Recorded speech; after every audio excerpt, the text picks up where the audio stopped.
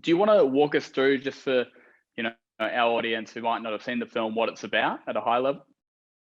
Yeah. I mean, without giving really the film away, it's really Bosch Rockit's exploration into parenting and unconscious parenting and the repercussions of bad choices and what that has, the effect that has on their children. And I guess the juxtaposition to that is showing it's shot through the eyes of Rockit, who has had a hard upbringing, but instead of being a victim of it, he really grows and learns to forgive, and he really rises through adversity. So it's definitely a beautiful story about parenting and about the art of forgiveness. And it's got a lot of other cool little things thrown in there. But yeah, that is the core sort of story of the film, the core meaning. And you've written and directed the piece. How did it first pop up on your radar, and what did the journey look like from there to on screen now?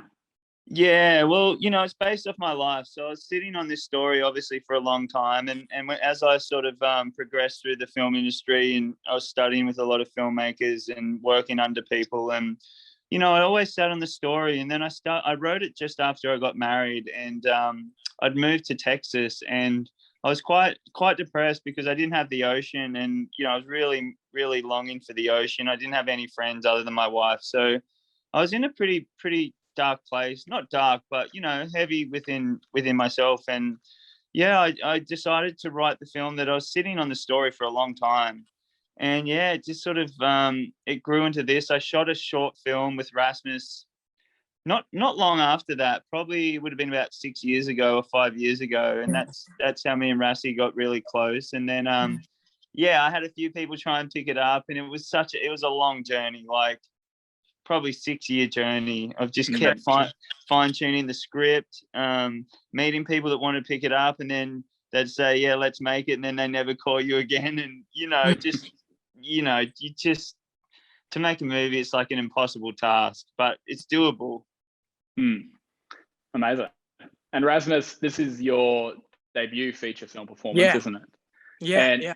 So what was it like for you working with Tyler on the film? It was amazing. I was definitely, pretty nervous going into it, not really knowing what to expect. But yeah, me and Tyler got to hang out for a couple of years before shooting, so we ended up, becoming really close.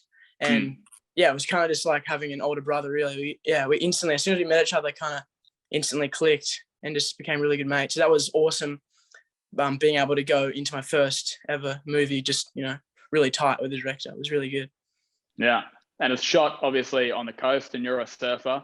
So was it great getting to work out there in the waves and on the beaches? Oh yeah, it was all shot around my hometown of Byron Bay as well. So it meant I got to sleep in my own bed and have my mum's food. So it was definitely a pretty good introduction to acting. It was amazing. Awesome. Yeah.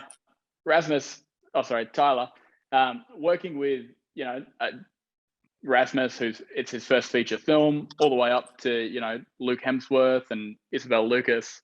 Did that affect your style of direction at all? Or, when you're dealing with people who have different levels of experience in front of the camera? Yeah, no, it didn't. I think, my foundation in this industry is acting, and I'd spent probably 10 to 12 years acting full-time, studying acting in classes all the time. So, I learned quite early on that the process of each actor's process is different. And I learned, how to handle each actor in their own way, opposed to coming in just like a one size fits all director. It really helped me. The way I spoke to Rasmus was completely different than the way I spoke to Luke, completely different the way I spoke to Isabel or Leanna Waltzman or Marty Sachs.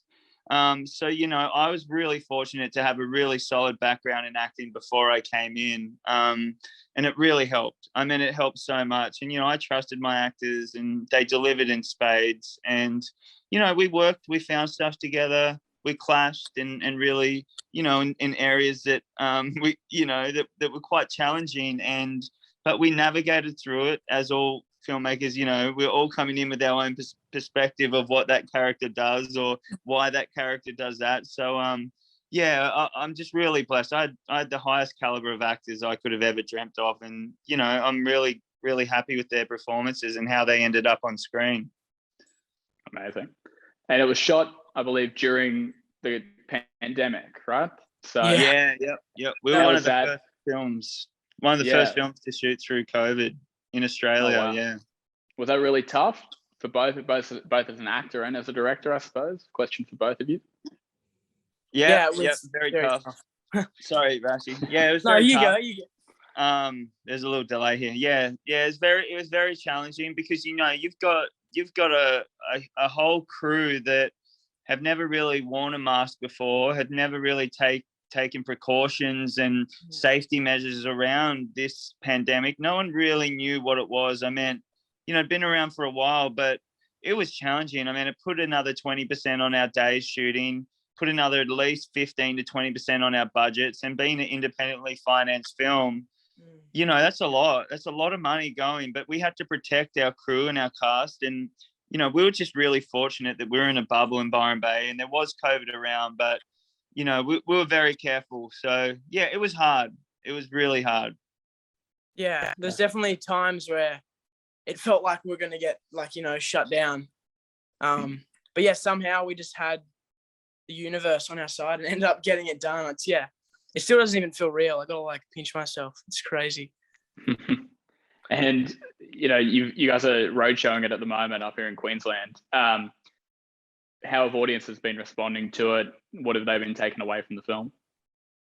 Yeah, the audiences, they really like it. You know, it's quite profound the effect it has on people because I think the central theme of it is parenting, and you know, as humans, it's such a universal story because you know we've all had parents. Some, you know, obviously aren't fortunate enough to have parents their whole lives, and they might have lost them when they're younger. But a lot of us, a majority of us, have had parents, and we've all got trauma around our childhood and things that happened to us. And you know, and a majority of people have kids themselves. So it really sparks different emotions in the different age groups and the different genders. But you know, it's been such a mixed audience in our films, and they all laugh, they all cry in the same moments, in the right moments. So yeah, it's quite profound seeing that, you know.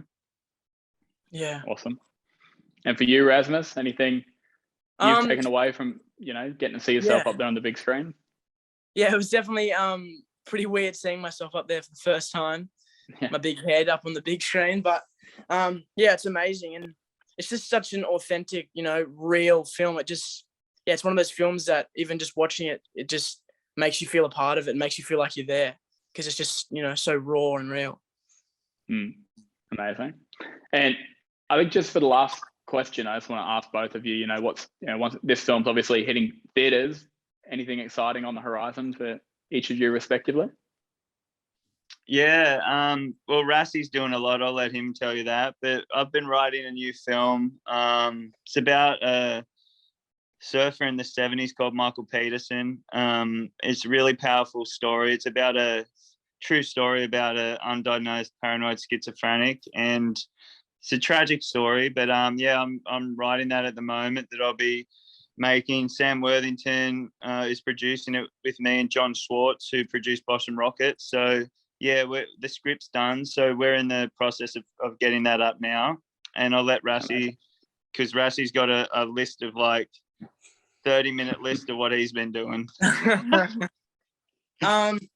Yeah, I've just also recently finished another film called Six Festivals, which actually comes out tomorrow, which is crazy. And then I've also just finished a short film with Daniel Johns from Silverchair. So I'm playing young Daniel Johns. And yeah, it's pretty much just like the early stages of his career, like the rise before fame, pretty much like that pre-Frog Stomp era. And just, yeah, the stuff he kind of went through. He had not many people know about it, but he had a pretty rough childhood. So yeah, it's been amazing. It's kind of like, you know, having no experience acting and then just like, yeah, within 2 years, I've just done like 3 things straight away. It's been crazy, but yeah, it's been so amazing. I'm really loving it.